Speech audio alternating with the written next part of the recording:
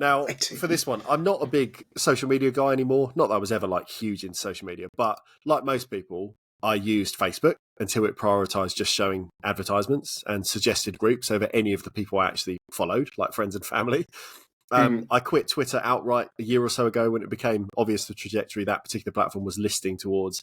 And I stopped posting to things like Instagram completely back in about 2020 when I kind of ran out of things to say about the four walls of lockdown. That was the last time I was actively uploading anything. Yeah. But on Instagram, though, I do check in occasionally to see what friends are doing via that app's. Is it called Stories at the top or Reels or something? Yeah, like the it's one of those, kind of isn't like it? transient things. Blip-blops, Because enough people are kind of using that particular draw of the platform to essentially replicate some of the live nature of like peak Twitter or Facebook, that kind of old scrolling sort of thing. Anyway, it's kind of irrelevant, but it helps build a picture that last week, Instagram served me up a story by an acquaintance that I've had no interaction with for years, like none, the ex-boyfriend of a college friend who lives in Bristol. But I was drawn in because it stated over a cool screenshot, I've just released my first game, pick it up over on Steam. And I thought, I like games.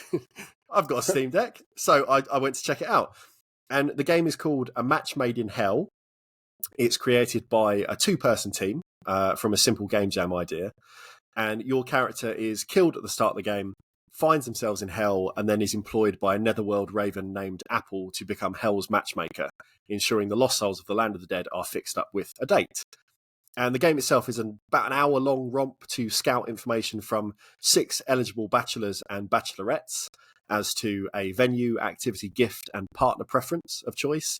And then you present all this information to Apple at the end of the game before watching the dates play out. And it's silly, irreverent stuff, but it's written and sculpted with really good humour. And whilst A Match Made in Hell is slightly unpolished in the way an expanded game jam turned first shipped project was always going to be, I also really enjoyed my time with it. And the visuals are kooky. It leans towards kind of a sharp PlayStation 1 inspired aesthetic. The writing, as mentioned, is knowingly silly. It uses almost like that kind of Alan Partridgean specificity to build its jokes. And the central mechanic... No idea what you mean by that. And the central mechanic, which is obviously matching this world's hellish singles appropriately, or not, depending on your preference. You can deliberately fuck up all the dates if you want.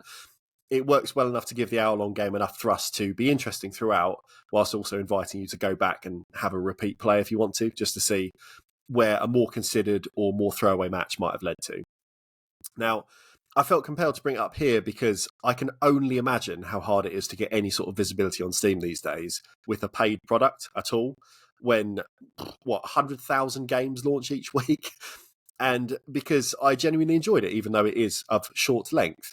It took 2 runs through the games to grab all the game's achievements, and chatting with Dave, that's one of the people that made this game, as the core developer and designer, he says there are going to be more little challenges implemented soon to kind of extend things further.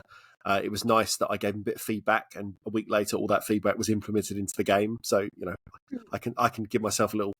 Is there more of a sense of place now? Yeah, definitely a sense of place. But it was cool to kind of work through something, see these initial blips and bugs, and then alongside, I'm sure, other people noticing that, saying, have you thought about this? And then he's thought about that and improved it as a result, which is cool. I'd say if you've got a couple of hours spare, you want something that's kind of all about charm rather than challenge, it's not a bad time at all. Like I mentioned earlier, no, I didn't. That was off air, wasn't it? Okay, I'll say, lost my place now. It's definitely worth checking out if you've got a couple of hours spare and want something that's all about kind of charm rather than challenge. It's not been out that long, but I would imagine as a small indie team, there's a Steam sale very, very close, just around the corner. When you listen to this episode, it may still be running. I'm not sure when the December sale runs up until, but maybe worth checking out if it has a little snip off the top, because it's a good time.